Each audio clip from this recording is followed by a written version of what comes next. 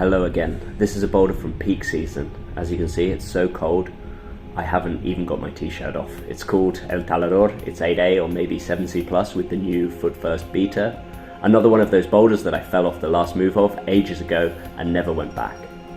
Okay, so you see that giant hold where I'm putting my heel? That thing is actually reinforced. It's got a big lump of Sika around the back of it because it's such a big jug. I'm sure if you really pulled on it, you could probably take it home with you. So that got me thinking about manufacturing holds, fixing holds, reinforcing holds, all of that stuff that's definitely been quite controversial. I was really happy to do this boulder and it's really cool, but would it have been better in a parallel universe with no gluing to rip off the natural hold and fall down the hill and have a horrific accident?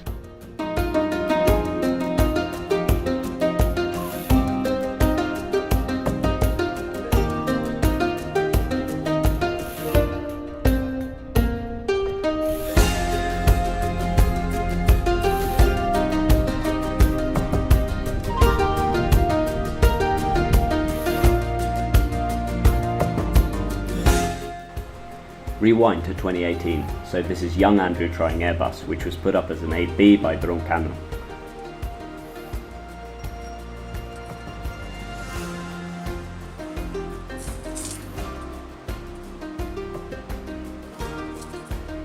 So at this point I'm actually through the crux and I just completely tore the hold off. So for the rest of that session I can remember I tried to repeat the move and I couldn't do it. There was a bit of a hold there, but it was bloody terrible, so in the end I gave up and never went back.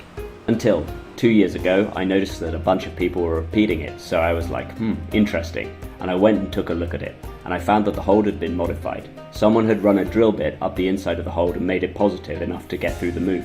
Not that it was a 5+, but it was definitely better than before. Here's a little video of me doing the crux. You can see it's the shoulder crimp. You just have to get your feet in the right place, get your weight over the shoulder and just kind of fall into the left hand. And the rest of it is endurance, which is kind of scary because it's totally droppable.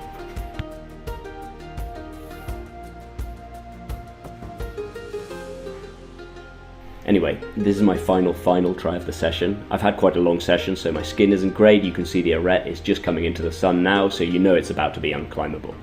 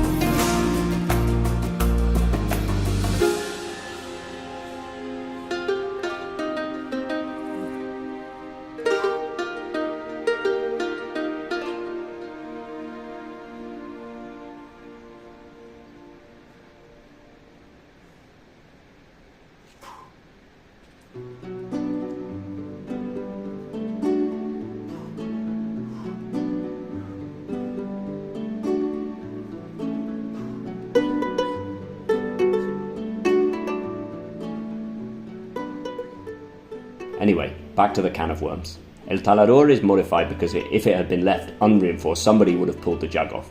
Airbus, when I broke it, I mean, maybe it was possible, but it was hard. But you know, someone fiddled around with the hold and it became doable for a bunch more people, so I don't know. Basically, nobody repeated it when it was broken and then suddenly lots of people did it, so you could argue that it became more popular as the result of a modification.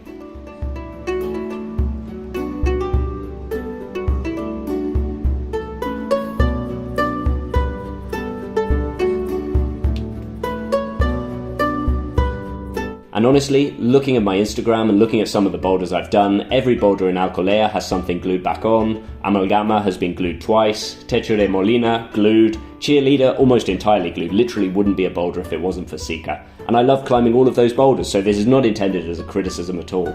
So, I guess it's fashionable these days to make really strong statements against gluing things, but I don't know. There's something hollow in it if half the boulders you climb on are glued and you enjoy climbing on them. So I guess my conclusion is there is no conclusion. There are grey areas and there are edge cases everywhere. And if you climb on something modified, like I've been doing for the last 10 years, aren't you giving your approval to the practice, at least tacitly? Let me know what you think.